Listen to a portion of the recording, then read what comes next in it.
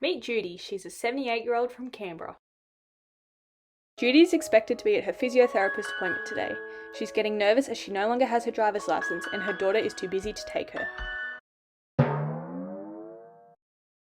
The physiotherapist calls Judy to ask if everything's okay. When Judy explains what is wrong, the physio sets up a telehealth appointment so she is able to check in and get progressions for her exercises. This increases her physical health and access to services. Judy also no longer feels like a burden by relying on others and feels more empowered as she doesn't miss her appointments. When seeking a psychologist after the passing of her husband, Judy mentions that her and her husband would play tennis doubles, but not since due to loneliness.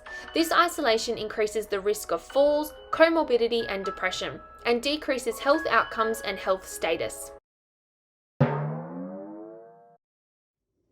An allied team approach and referral from an exercise physiologist allows Judy to participate in tennis doubles and offers an environment for new friendships, social interactions, and an increase in mental and physical health.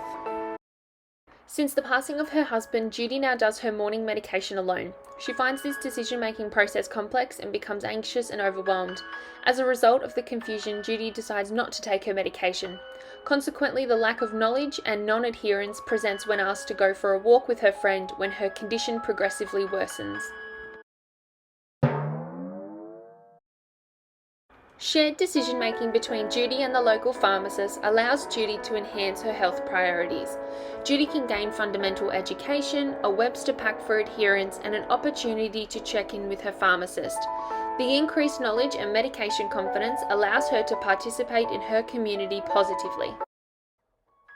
Judy's health has deteriorated over the last few years, and her family have decided to move away and put her into a residential facility where she is able to receive more care. Judy is adjusting to being surrounded by unfamiliar people and is struggling to make friends. She is feeling lonely and alone even when she is surrounded by people. But one day, her nurse notices that she has been struggling to adjust to her new living arrangement and hasn't participated in any group activities. She reaches out to invite Judy to a games night, and Judy decides to go and makes friends with the other residents. We know that social isolation is a major risk factor for functional disabilities in older people and can be a risk factor and a symptom of elder abuse. So aged care staff should be striving to include the elderly in a range of social events. We know that Australians with higher levels of loneliness have significantly worse physical and mental health than those with lower levels. The scenarios in Judy's life highlight the impact that we as health professionals can have on people's lives and our ability to promote good health outcomes. We have an important role to play, and we can make a difference to people's lives. We all know a Judy, and we have a responsibility to listen to the evidence and put an end to isolation and loneliness.